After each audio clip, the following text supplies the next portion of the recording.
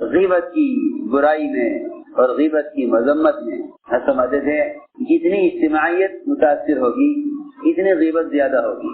سب سے پہلے افتراق آدمی کو اس حرام کام اندر مبتلا کرتا ہے. سمجھتے تھے جہاں اجتماعیت نہیں ہوگی وہاں غیبتیں ہوں گی. بسم اللہ الرحمن الرحیم.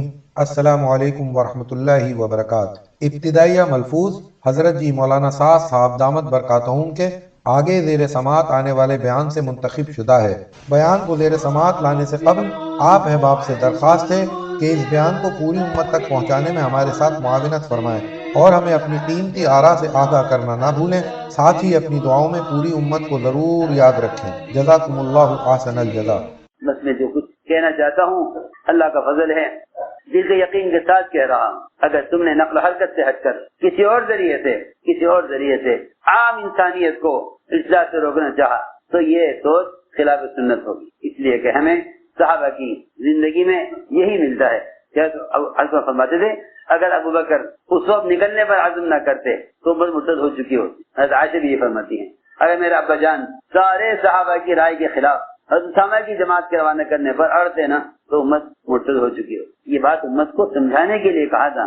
قیامت تک آنے والے کبھی بھی اس بات کا تصور بھی نہ کریں کہ نقل حرکت کے سوا اور بھی کوئی ذریعہ عام انسانیت کو جہنم کے کنارے سے بچانے اور جنگ کی طرف پھیرنے کا اور کوئی ذریعہ بھی ہو سکتا ہے. دیکھیے تو یہ بات تو عام اور صاف ہے کہ المعروف و نہی المنکر اس کی عملی شکل ہی اصل سنت ہے. خود جا کر عمل معروف کریں، خود جا کر منکر سے روکیں.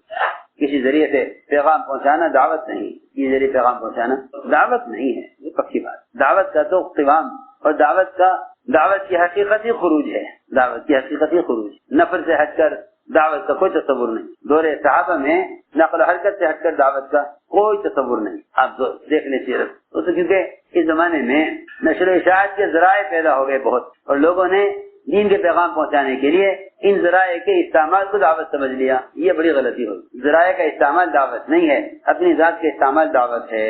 ذرائع کا استعمال دعوت نہیں ہے. جیسے ذرائع کے استعمال عبادت میں مسلمان کا متبادل کے جسم کا متبادل نہیں ہو سکتا. عبادات میں ذرائع کا استعمال مسلمان کی بدنی عبادت کا متبادل نہیں ہو سکتا. اس طرح دعوت میں بھی خارجیوں کا استعمال مسلمان کو خود دعوت دینے کا متبادل نہیں ہو سکتا. یہ سمجھنے کی بات. میری بات سمجھ میں آئی؟ ہماری بات سمجھ میں آئی؟ یہ تو بیچارے احمقانہ خیال ہے کہ ایک چینل اسلام کا بھی ہونا چاہیے تاکہ اسلام پھیل جائے. یہ کیا ہے؟ احمقانہ رائے ہے جی. وہ تو جب صحابہ کی سیرت سے اور محمد صلی اللہ علیہ وسلم کی سنت سے محبت ختم ہو جاتی ہے تو پھر رواجی چیزوں کی ضرورت اور رواجی چیزیں غالب آ جاتی ہیں. رواج جب غالب آتا ہے جب سنت اور سیرت سے مناسبت ختم ہو جاتی ہے. اس لیے کہہ رہا ہوں کہ نقل و حرکت اور نفر وہ اصل ہے. نقل و حرکت اور نفر اصل ہے. شروع بات یہی چاہ کی تھی کہ ہر محنت مجاہدہ نہیں ہے الا یہ کہ محنت محمد صلی اللہ علیہ وسلم اور آپ کے صحابہ کے طریقے کے مشابہ ہو. اس لیے نفر کا کوئی بدل نہیں ہے. نفر کا کوئی حضرت فرمایا کرتے تھے اگر 3 کام نہ ہوتے تو میں دنیا میں رہنا پسند نہ کرتا. ایک اللہ کے راستے میں پھرنا، اللہ کی عبادت کرنا اور علماء حق کی مجالس سے علمی استفادہ کرنا. دعوت، عبادت اور تعلیم. 3 کام دعوت، عبادت اور تعلیم. اب دعوت بھی آ گئی رواج پر کہ پیغام بھیج دو، اور تعلیم بھی آ گئی رواج پر کہ سارے علم نیٹ پر ڈال دو، وہاں سے لوگ علم لینا. عائشہ رضی اللہ عنہ فرماتی ہیں کہ حضور اکرم صلی اللہ علیہ وسلم میرے پاس تشریف لائے. میں نے آپ کا چہرہ دیکھا کہ بدلا ہوا تھا اور کوئی بڑی بات پیش آ گئی تھی. کوئی بڑی بات آپ کو پیش آ گئی تھی. آپ نے وضو کیا اور کوئی بات مجھ سے نہیں کی اور وضو کر کے نکلے آپ مسیح کی طرف. میں آپ کی کیفیت کو دیکھ کر گھبرائی اور آپ کی بات سننے کے لیے میں نے اپنا کان لگایا حجرے کی دیوار سے کہ آپ باہر کیا بیان کرتے ہیں. آپ سیدھے ممبر گئے اور ممبر پر بیٹھ کر آپ نے اللہ کے حمد و ثنا کی. فرمایا اے لوگوں، اللہ تعالیٰ تم سے یہ فرما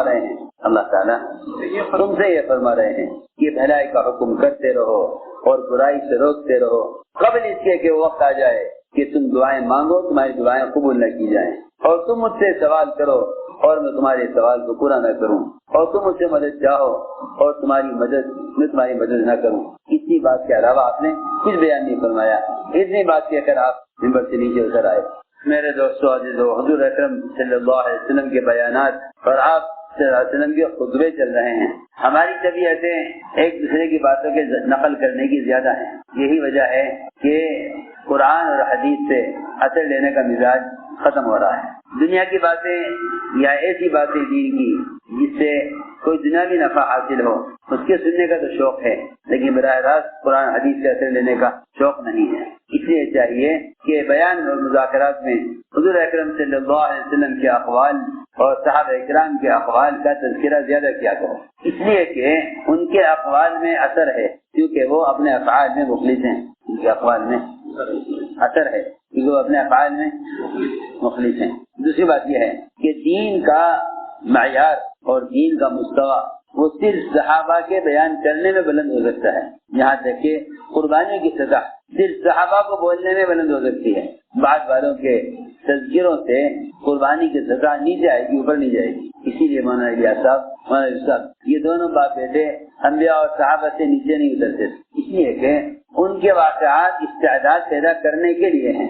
ہماری یہ محنت استعداد پیدا کرنے کے لیے ہے، یہ نہیں کہ بقدر استعداد کام دے دیا جائے. یہ نہیں کہ بقدر استعداد کام دے دیا جائے یا بقدر استعداد لوگوں کو کام بتا دیا جائے، بالکل نہیں.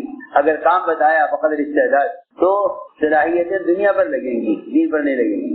اس لیے انبیاء اور صحابہ کرام کا بیان کرنا امت کی اندر استعداد و صلاحیت پیدا کرے گا. یہ بیانات ہیں، خطبات ہیں حضور اکرم صلی اللہ علیہ وسلم کے. آپ کا یہ بیان ہے غیبت کی برائی میں اور غیبت کی مذمت میں.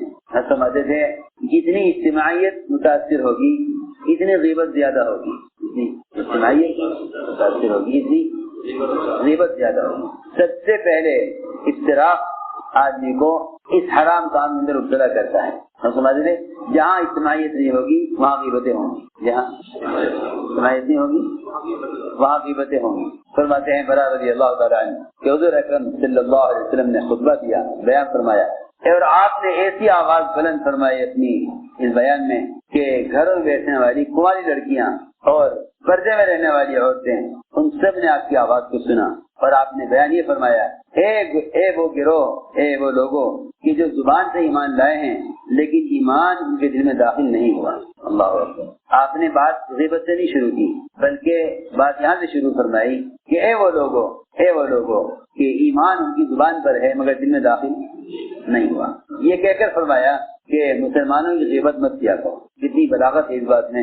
پہلے یہ نہیں کہا اے مسلمانوں غیبت نہ کرو، بلکہ یہ فرمایا کہ میں غیبت کرنے سے ان کو روک رہا ہوں، غیبت کرنے سے ان کو روک رہا ہوں جن کے ایمان زبان پر ہے جن میں داخل نہیں ہوا. اس سے معلوم ہوتا ہے کہ غیبت وہی کر لے گا، غیبت وہی کرے گا جس کا ایمان زبان پر ہے دل میں ایمان نہیں. یہ مطلب کتنی بلیغ بات ہے، غور کرو. یا معشر من آمن بلسانہ ولم يدخل الایمان قلبہ، اے وہ لوگوں کہ ایمان ان کی زبان پر ہے لیکن ایمان دل میں ان کے داخل نہیں ہوا. مسلمانوں کی غیبت مت کرو اور مسلمانوں کے عیوب کو تلاش مت کرو. اس لیے کہ جو شخص بھی کسی عام سے عام مسلمان کا عیب تلاش کرے گا اللہ تعالیٰ اس کے عیوب کو تلاش کرنے میں لگ جائیں گے. آپ کہتا ہوں اگر کوئی شخص کسی کی اصلاح کے لیے بھی اس کے عیوب کا تتبع کرے اور اس کے عیوب کو تلاش کرے، اصلاح کے ارادے سے بھی کرے، تب بھی اللہ تعالیٰ اس مصلح کے عیب کو تلاش کرے. سمجھے بات؟